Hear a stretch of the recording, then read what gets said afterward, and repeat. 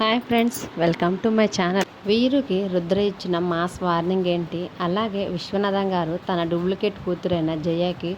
ఏం సర్ప్రైజ్ ఇచ్చాడో ఈరోజు ఎపిసోడ్లో చూద్దాం. ఇక రివ్యూలోకి వెళ్తే ఆఫీస్ బై ఆ రౌడీల దగ్గర నుంచి పారిపోయి ఒక్కసారిగా రోడ్డు మీద పరిగెత్తుకుంటూ అప్పుడే అటువైపు వస్తున్న రుద్ర కారుకి తగులుతాడు. వెంటనే రుద్ర కారులోంచి బయటికి దిగి రోడ్డు మీద నడుస్తున్నప్పుడు చూసుకొని నడవాలి కదా అని అనుకుంటూ కారులోంచి దిగి బయటికి వస్తుండేసరికి అప్పుడు ఆ ఆఫీస్ బాయ్, సారీ సార్, నన్ను క్షమించండి, నన్ను కొంతమంది రౌడీలు వెంబడిస్తున్నారు, వాళ్ళ నుంచి తప్పించుకునే క్రమంలో అనుకోకుండా మీ కారుకి తగిలాను సార్, నన్ను క్షమించండి అని తను చాలా ఆయాసపడుతూ చెప్తూ ఉంటాడు. అప్పుడు రుద్ర, రౌడీలు ఏంటి అని అంటూ ఉంటే, సార్ నేను ఒక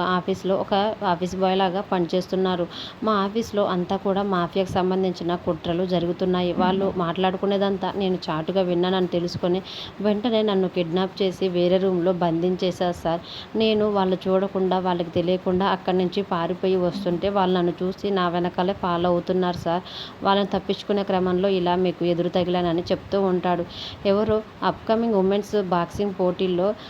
గంగా అనే అమ్మాయిని ఓడించాలని కుట్రలు చేస్తున్నారు సార్, అంతేకాదు బెట్టింగ్ల గురించి పెద్ద మాఫియా కూడా నడుస్తుందని చెప్పడంతో ఆ ఆఫీస్ బాయ్ మాటలు విని రుద్ర ఒక్కసారిగా షాక్ అవుతూ ఉంటాడు. తర్వాత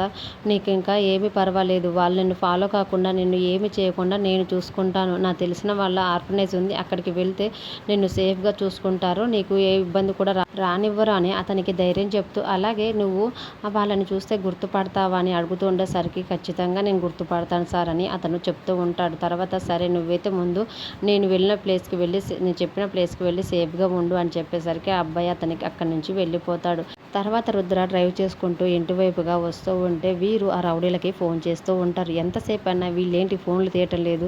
ఆఫీస్ బాయ్ వీళ్ళని పట్టుకున్నాడా లేడా అని చాలా చికాగ్గా అనుకుంటూ ఉంటే అప్పుడు ఆ రౌడీలు కూడా వీరు దగ్గరికి వచ్చేసరికి వచ్చిన రౌడీలను చూసి వీరు ఒక్కసారిగా షాక్ అవుతాడు. ఏంట్రా డైరెక్ట్ ఇంటికే వచ్చేసారు, ఇంతకీ ఆఫీస్ బాయ్ని పట్టుకున్నారా లేదా అని అడుగుతూ ఉండేసరికి, బాస్ మేము చుట్టుపక్కల మొత్తం కూడా వెతికాం, వాడు ఎక్కడా కూడా కనిపించలేదు, భయంతో ఎటు పారిపోయి ఉంటాడు, మీరు అంతలా టెన్షన్ పడాల్సిన అవసరం లేదని ఆ రౌడీలు అంటూ ఉంటే, ఏడ్చావులే, వాడు ఏమనుకుంటున్నావు కూడా నువ్వే ఎలా చెప్పేస్తావు అని అంటూ ఉంటే, వాడు చాలా భయస్తుడు సార్, మేము వాడిని చూసాం కదా అని అంటూ ఉంటే, అలా అనుకొని నన్ను సైలెంట్గా ఉండమంటావా, అసలే రుద్రకి ఇప్పటికే నా మీద చాలా అనుమానాలు ఉన్నాయి, ఇప్పుడు మాఫింగ్ అని బెట్టింగ్ అని ఇలాంటి పనులన్నీ చేస్తున్నాయని రుద్ర కనుక తెలిసిందా నన్ను ఒక ఆట ఆడేసుకుంటాడు, వాడు భయసురని కాక ఎక్కడున్నా సరే వాడిని వెతికి తెచ్చి నా ముందర ఉంచండి, మీరు ఖచ్చితంగా ఈ పని చేసి తీరాలి, చుట్టుపక్కల మొత్తం కూడా వెతకండి అని వీరు ఆ రౌడీలకి చాలా సీరియస్ వార్నింగ్ ఇస్తూ ఉంటారు. సరే బాస్ అని అక్కడి నుంచి వాళ్ళు వెళ్ళిపోబోతుండగా అప్పుడే రుద్ర డ్రైవ్ చేసుకుంటూ ఇంట్లోకి వెళ్ళిపోబోతున్న రౌడీలను చూస్తాడు. తర్వాత వెంటనే ఎదురుగా ఉన్న వీరు వైపు చూసేసరికి వీరు చూసేశాడు, మళ్ళీ ఇప్పుడు ఏమంటాడో ఏమో అని వీరు చాలా టెన్షన్ పడుతూ ఉంటే రుద్ర కారు దిగి వీరు వైపుగా వస్తాడు. వచ్చి వాళ్ళు ఎవరు ఎందుకు వచ్చారని అడుగుతూ ఉంటే అప్పుడు వీరు, మన వీధిలో ఒక గుడి కడుతున్నారంట బావా, చందాడటానికి వచ్చేసారు అని అంటూ ఉంటే అప్పుడు రుద్ర, వాళ్ళే గుడిలో ఉన్న వస్తువులన్నిటిని కూడా దొంగతనం చేసే వాళ్ళలాగా ఉన్నారు, వాళ్ళు గుడి కట్టి చందాడటం ఏంటి అని అంటూ ఉండేసరికి అప్పుడు వీరు, నేను కూడా అదే చెప్పాను బావా, చందా లేదు ఏం లేదు వెళ్ళిపోండ్రా అని చెప్పేశాను, అందుకే వాళ్ళు వెళ్ళిపోతున్నారంటే అప్పుడు రుద్ర చాలా అనుమానంగా వీరు వైపు చూస్తూ ఉంటే అప్పుడు వీరు మాత్రం, ఏంటి బావా అంత అనుమానంగా నా వైపు చూస్తూ ఉన్నావు, ఇప్పుడు జరిగే వాటికి నాకు ఎటువంటి సంబంధం లేదు అని అంటూ ఉంటే, నేను అలా అనలేదే, జరిగే వాటికి నీకు సంబంధం ఉందో నీకు తెలుసు నాకు తెలుసు, అది ఎప్పుడు తేల్చాలో అప్పుడు తెలుస్తాను అని ఆ రోజు రామనాథం గారి ఆర్టిస్టు ఇంటికి వచ్చినప్పుడు కూడా ఎవరు అని అడిగినప్పుడు ఏమీ లేదు, వాళ్ళేదో అడ్రస్ అడటానికి మన దగ్గరకు వచ్చి అడుగుతున్నారు, చెప్పి పంపించేశానని ఆ రోజు కూడా చెప్పావు, ఈ రోజు వీళ్ళు ఎవరంటే వీళ్ళు గుడి చందా కోసం వచ్చారని వీళ్ళ మీద కూడా చెప్తున్నావు, జరిగే వాటన్నిటికీ నువ్వు చెప్పిన వాటన్నిటికి కూడా ప్రతిదానికి నాకు అనుమానంగానే ఉన్నాయి, కానీ నీ దగ్గరికి వచ్చేసరికి క్లారిటీ మిస్ చేస్తున్నావు కావాలని అంటే, నిజమే బావా ఆ రోజు రామనాథం గారు ఆ విషయమే అడిగారు, నేను కూడా నీకు అదే చెప్పానంటే, సరే అదే అంటున్నా, కరెక్ట్ సరి అయిన ఆధారం దొరికినప్పుడు నీ సంగతి చెప్తాను, ఇప్పుడు నువ్వు నూనె పూసిన పిక్కలాగా చాలా నిగనిగలాడుతూ ఉన్నావు కదా, సరి అయిన ఆధారాలు టైము అన్నీ కలిసి వచ్చినప్పుడు ఆ పిక్కని రుద్ది మరి అష్టచమ్మ ఆడేస్తాని చాలా మాస్ వార్నింగ్ వీరుకి ఇస్తూ ఉంటే వీరు మాత్రం టెన్షన్ పడుతూ రుద్ర వైపు చూస్తూ ఉంటాడు. తర్వాత రుద్ర అక్కడి నుంచి వెళ్ళిపోతాడు. మరోవైపు ఇంటికి ఆర్డర్ వచ్చింది మేడం అని జయ వాళ్ళ ఇంటికి ఒక ఆర్డర్ బాయ్ వచ్చి ఆర్డర్ తీసుకొని వస్తాడు. దాన్ని చూసి సుధా, జయ కూడా చాలా సంతోషపడిపోతూ ఉంటారు. వామ్మో, మీ నాన్నగారు నీకు స్వయంగా ఆర్డర్ చేశారా, ఎంత మంచి విషయం ఇది అని అనుకుంటూ ఉంటే, నువ్వు కాదా మమ్మీ అని అంటూ ఉంటే, లేదమ్మా నేనేమి ఆర్డర్ చేయలేదని సుధా అంటూ ఉంటుంది. అప్పుడే అక్కడికి రుద్ర, గంగ, రంగా కూడా వచ్చి ఉంటారు. అది చూసి జయ చాలా సంతోషంగా, నా పెళ్ళి తొందరలో రాబోతుంది కదా, అందుకే నాన్న నాకు స్పెషల్ గిఫ్ట్ ఇవ్వాలని ఇలా ఆర్డర్ చేశారనుకుంటా. నాన్నకి నేనంటే ఎంత ఇష్టమో కదమ్మా అంటూ ఉంటారు. నేను మీ కడుపున పుట్టినందుకు చాలా సంతోషపడుతున్నానమ్మా, లేకపోతే ఈ పాటికి ఎవరో ముక్కు ముఖం తెలియని వాళ్ళ దగ్గర ఒక అనాథ బిడ్డలాగా నేను బతికేదాన్ని కదమ్మా అని జయ యాక్టింగ్ చేస్తూ సుధాతో అనేసరికి, కొంచెం లేట్ అయినా దేవుడు ఎవరి దగ్గరికి ఎవరిని చేర్చాలో ఖచ్చితంగా చేలుస్తాడమ్మా, నువ్వేం బాధపడకమ్మా అని జయతో అంటూ ఉంటే, అప్పుడు ఎదురుగా ఉన్న రంగా, అవునవును, ఆ దేవుడికి ఎప్పుడు ఎవరి దగ్గరికి ఏ సమయంలో చేర్చాలో బాగా తెలుసు అని అంటూ ఉండేసరికి జయ రంగా వైపు కోపంగా చూస్తూ ఉంటుంది. అప్పుడే విశ్వనాథం గారు మెట్లపై నుంచి కిందికి దిగుతూ వచ్చిన బాక్స్ చూసి, అరే ఆర్డర్ అప్పుడే వచ్చేసిందా అని అంటూ ఉండేసరికి, నాన్న మీరు నా పెళ్లి కోసం ఇలా ఆర్డర్ పెట్టారు కదా, నాకు చాలా బాగా నచ్చింది నాన్న, ఖచ్చితంగా ఇందులో జ్యువెలరీస్ లేకపోతే నగలు, శారీస్ అవే ఉంటాయి కదా నాన్న, నా పెళ్ళి ఉందని మీరు నా కోసమే సెలెక్ట్ చేసి మరి ఆర్డర్ చేశారు కదా నాన్న, మీరు పైకి కనపడరు కానీ నేనంటే ఎంత ప్రేమ నాన్న అని అంటూ ఉంటే, అప్పుడు సుధా, అవును నువ్వెవరివి, విశ్వనాథం గారి కూతురివి అంటే ప్రిన్సెస్వి అంటే, అవును లేస్ నేను ప్రిన్సెస్ని అని జయ చాలా సంతోషపడుతుంటే, విశ్వనాథం గారు మాత్రం, నో, నా కూతురు ఎప్పుడు కూడా ప్రిన్సెస్లా ఉండాలని నేను కోరుకోలేదు, నా కూతురు ఎప్పుడు కూడా దృఢంగా, ధైర్యంగా, ఏ కష్టాన్నైనా కానీ ఎదిరించగల సామర్థ్యం గల శక్తివంతురాల్లాగా ఉండాలని కోరుకున్నాను. ఎందుకంటే సమాజంలో ఎన్నో సమస్యలు వస్తూ ఉంటాయి, ఆ సమస్యలన్నింటిని కూడా పోరాడి ఎదిరించగలిగి సామర్థ్యంతో ఉండగలగాలి, ఎప్పటికీ కూడా వెనకడుగు వేసే తత్వంతో ఉండగలగాలి, దేన్నైనా అధిగమించే ధైర్యం మనలో ఉండాలి, ఎప్పుడైనా కానీ సుకుమారంగా అపురూపంగా ఉండకూడదని నా కూతురు విషయంలో నేను అనుకున్నాను అని విశ్వనాథం గారు తన కూతురు గురించి అలా చెప్తూ ఉండేసరికి, అవన్నీ కూడా గంగలో ఉండేసరికి గంగ చాలా సంతోషపడుతూ సంబరపడుతూ ఉంటే, రంగ వాళ్ళు, లక్ష్మి, పైరాజు కూడా విశ్వనాథం గారి మాటలకి చాలా సంతోషపడుతూ ఉంటారు. తర్వాత అయితే మరి ఈ బాక్స్లో ఏం పెట్టారు నాన్న, జ్యువెలరీస్ కావాలని అంటూ ఉండేసరికి, ఒకసారి ఓపెన్ చేసి చూడమ్మా అని అంటాడు. వెంటనే జయ ఆ బాక్స్ని అన్బాక్స్ చేస్తూ ఉండేసరికి అందులో బాక్సింగ్ గ్లౌజులు ఉంటాయి. అవి చూసి జయ ఒక్కసారిగా షాక్ అవుతుంది. ఇదేంటి నాన్న బాక్సింగ్ గ్లౌజెస్ ఉన్నాయని షాక్ అవుతూ ఉంటే, ఇప్పుడే చెప్పాను కదమ్మా నా కూతురు అపురూపంగా సుకుమారంలాగా ప్రిన్సెస్ లాగా ఉండకూడదని, ఇప్పటికి నీకు బాక్సింగ్ టచ్ లేకపోయినా సరే కొంతలో కొంతైనా నువ్వు నేర్చుకోవాలి, విశ్వనాథం గారి కూతురు అంటే అసలు బాక్సింగ్ గురించి ఏమాత్రం తెలియని అమ్మాయిలాగా కాకుండా ఎంతో కొంత టచ్ ఉంటే నా పరువు నిలబడుతుంది, నీకు కూడా మనోధైర్యం, ఆత్మస్థైర్యం, ఎదుటివారు ఎంతటి సమర్థులైనా సరే, ఎంతటి పెద్ద సమస్య వచ్చినా సరే నిన్ను నువ్వు నిలదొక్కుని ఆ కష్టాన్ని ఎదిరించగల శక్తి నీలో వస్తుందమ్మా, కంపల్సరీ ఈ బాక్సింగ్ అనేది నువ్వు నేర్చుకోవాలి, పైన శాంపిల్స్ వరకైనా అని విశ్వనాథం గారు చాలా క్లారిటీగా చెప్పేసరికి గంగ, రుద్ర వీళ్ళందరూ కూడా చాలా సంతోషపడుతుంటే, జయ మాత్రం ఇప్పుడు నేను బాక్సింగ్ చెయ్యాలా, చా ఇలాంటి ట్విస్ట్ ఇచ్చాడేంటి, అయినా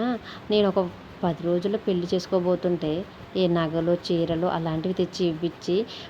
బిడ్డకి సర్ప్రైజ్ ఇచ్చే తండ్రిని చూశాను, కానీ ఈయనేంటి ఇప్పటికిప్పుడు నన్ను బాక్సింగ్ నేర్చుకోమంటాడు, ఇప్పుడు నేను బాక్సింగ్ నేర్చుకొని ఏం చేయాలి,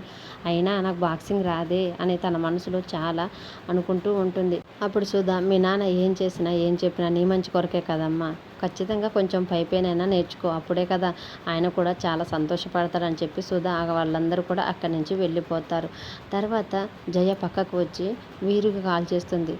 చెప్పు జయ అని అంటూ ఉంటే, ఏదో విశ్వనాథం గారు అమ్మాయిలా ఉండమని నన్ను ఇక్కడికి తీసుకొని వచ్చారు, సరే అని ఒప్పుకున్నాను, తర్వాత ఇప్పుడు పెళ్ళి అంటున్నారు, అది కూడా నువ్వే కన్విన్స్ చేస్తావని దానికి కూడా సరే అని చెప్పాను, ఇప్పుడు పెళ్లి చేసి పంపించే సమయంలో ఇప్పుడు ఈయనేంటి సడన్గా నన్ను బాక్సింగ్ నేర్చుకో, నువ్వు నా కూతురివి, నీకు పైన శాంపిల్స్ అన్న రావాలి, అప్పుడే నా పరువు నిలబడుతుందని ఇప్పుడు తెచ్చి నాకు బాక్సింగ్ చేయమని ఇప్పుడు చెప్తున్నారు ఏంటి అని ఒక్కసారిగా విసుగ్గా అంటూ ఉండేసరికి, అప్పుడు వీరు మాత్రం, పర్వాలేదులే జయ, శాంపిల్సే కదా, నార్మల్గా నేర్చుకున్నట్టు నేర్చుకోను, ఇప్పుడు అడ్డం తిరిగితే మొత్తానికే మోసం వస్తుంది, ఎందుకు నేర్చుకొని అంటున్నావు, నువ్వు నా కూతురివేనా కాదా అని ఈ డౌట్స్ అన్నీ కూడా రేజ్ అవుతాయి, ఎందుకు ఇప్పుడు అంతా కూడా కూల్గా పర్ఫెక్ట్గా వెళ్తూ ఉంది, ఇంకా 1 వీక్లో నీ మ్యారేజ్ కూడా, నేను పంతులు గారి దగ్గరికి వెళ్ళి ముహూర్తం సెట్ చేసుకొని తీసుకొని వస్తాను, తర్వాత అతనితో నీకు మ్యారేజ్ అయిపోద్ది,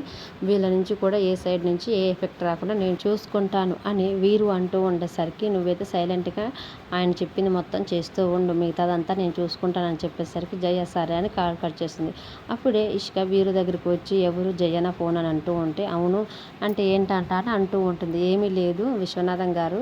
బాక్సింగ్ కిట్ తీసుకొని వచ్చి జయని ప్రాక్టీస్ చేయమంటున్నారంట,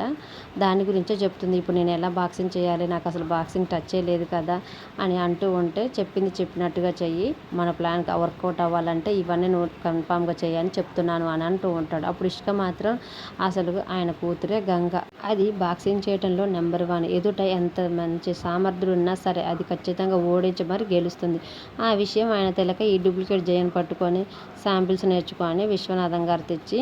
ఆ బాక్సింగ్ గ్లౌజులు జయ చేతిలో పెట్టాడా, ఇప్పుడు ఆ జయ ఎలా నేర్చుకుంటుందో ఏమో అని ఇష్క వీరు అనుకుంటూ ఉంటారు. మరోవైపు విశ్వనాథం గారు రుద్ర దగ్గరికి వచ్చి, రుద్ర నువ్వే దగ్గరుండి జయ చేత ఎలాగైనా బాక్సింగ్ నేర్పించేలా చూడాలి. బాక్సింగ్ అనేది ఒక విద్య, ఆట మాత్రమే కాదు, ఆటతో కూడిన సామర్థ్యం గల వ్యక్తిని ఎదుటివారి ఆలోచనలు, ఎదుటివారు మనపై ఎలా చెయ్యెత్తగలిగేది, ఎలా ఓడించాలని చేసే నైపుణ్యం కూడా అది మనం కనిపెట్టి వాళ్ళని ఓడించగలిగే తెలివి మనలో ఉండాలి. అందుకే బాక్సింగ్ అనేది కేవలం ఆటే కాదు, ఖచ్చితంగా మన మీద ఉండే మనకు నమ్మకం, మనలో ఉన్న ఆత్మశైర్యాన్ని నిలబెట్టే ఆట. ఎలాగైనా ఆ ఆట జయకు వచ్చేలాగా చెయ్యాలి. జయ మరి ఇంత అపురూపంగా సుకుమారంగా ఉంటే కూడా అది జయకు కూడా మంచిది కాదు. ఏదైనా సరే తను ధైర్యంగా తన కాళ్ళ మీద నిలబడేలాగా ఈ బాక్సింగ్ని మనం తనకు నేర్పించాలని, మన గంగలా కూడా జయని తయారు చేయాలని చెప్పటంతో అప్పుడు రుద్ర కూడా సరే మామయ్య, ఇప్పుడు గంగకి జయకి కలిపి బాక్సింగ్ పోటీ నేర్పిస్తూ ఉంటాను, అప్పుడు జయ కొద్దిగా ఇంప్రూవ్ అవుతుందని చెప్పేసరికి